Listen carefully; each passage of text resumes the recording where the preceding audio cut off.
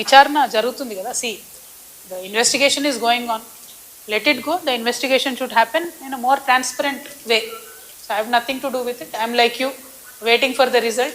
I am hoping that this entire phone tapping thing will be concluded somewhere or the other.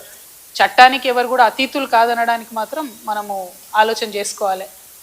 Same thing నిన్న కేసీఆర్ గారిని phone tapping పిలిచిన తర్వాత కూడా మళ్ళా working president KTR గారు మాట్లాడుతూ అనేకమైన అంశాలు చెప్పారు. విచారణకు పిలవడం నేరము ఘోరము అన్నట్టుగా మాట్లాడినారు.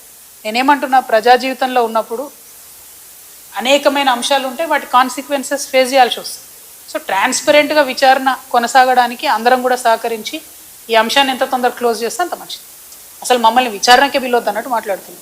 అసలు ఆ సిచ్యువేషన్ ఎందుకు వచ్చింది? ఇన్ని రోజులు పిలవలేదు కదా కేసీఆర్ గారిని విచారణకు, ఇప్పుడు ఆ సిచ్యువేషన్ వచ్చింది కదా. ఆ సిచ్యువేషన్ ఎందుకు వచ్చిందో ఇప్పటికన్నా అంతర్గతంగా వాళ్ళు పరిశీలన చేసుకోవాలి. ఒకటి.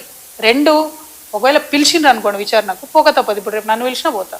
నన్ను కూడా అప్పుడు ఈడీ సిబిఐ పిలిస్తే పోతే కదా, నేను చేసినా నేరం చేయలేదా అనేటటువంటిది నేను చేయలేదని నా మనసుకు తెలుసు, కానీ అది ప్రూవ్ అవ్వాలి కదా. ఇప్పుడు కూడా అదే జరుగుతుంది. సో చట్టానికి అందరం కూడా సహకరించాలి, పిలిచినప్పుడు పోతాం. కాకపోతే ఆ యొక్క ఆలోచన విధానం ఏదైతున్నదో అందులో మార్పు రానంత కాలం బీఆర్ఎస్ పార్టీని మాత్రం ఎవడు కూడా బాగు చేయలేదు.